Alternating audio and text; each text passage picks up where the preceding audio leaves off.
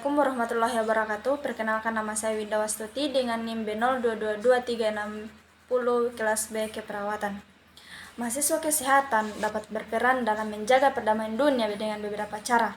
Yang pertama, pendidikan dan penyuluhan. Menyebarkan pengetahuan tentang kesehatan kepada masyarakat lokal dan global untuk mengurangi kesenjangan informasi yang dapat memicu konflik. Dan yang kedua, berkontribusi pada misi kemanusiaan.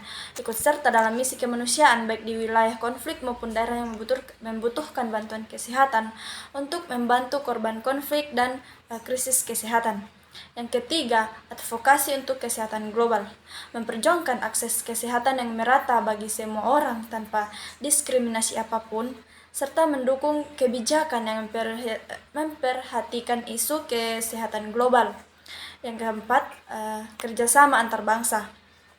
Mendorong kerjasama lintas batas antar lembaga kesehatan dari berbagai negara untuk menangani masalah kesehatan yang melintasi batas wilayah.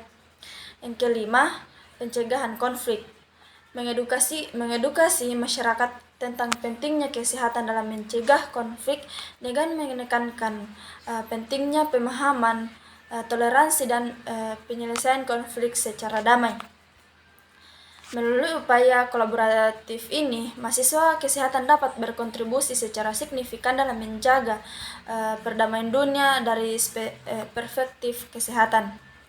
Perdamaian dunia sebagai konsep utopia yang meliputi ketenangan dan ketertiban mutlak di seluruh dunia, sayangnya belum terwujud sepenuhnya. Meskipun terdapat upaya-upaya besar dari berbagai lembaga internasional, organisasi non-pemerintah dan negara-negara untuk mendorong perdamaian, namun konflik berskala kecil hingga besar masih terjadi di berbagai belahan dunia. Perdamaian dunia sebagai konsep absolut dan universal belum sepenuhnya terwujud. Ada beberapa alasan mengapa hal ini masih menjadi tantangan. Yang pertama, konflik lokal dan global.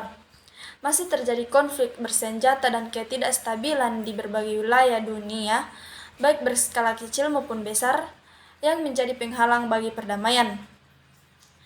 Yang kedua, kesenjangan sosial dan ekonomi. Ketimpangan dalam distribusi sumber daya termasuk akses terhadap pendidikan, kesehatan, dan kesempatan ekonomi menjadi sumber ketegangan dan konflik di antara masyarakat.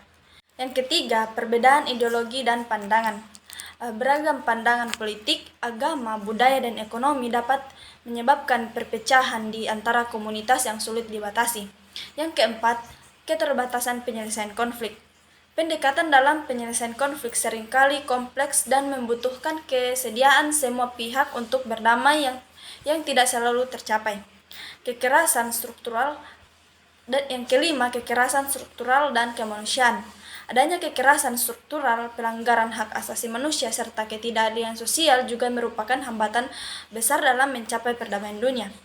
Meskipun masih banyak rintangan, upaya untuk mencapai perdamaian dunia terus dilakukan melalui diplomasi, kerjasama internasional, upaya pemulihan konflik, pemberdayaan masyarakat, dan peningkatan kesadaran akan pentingnya perdamaian.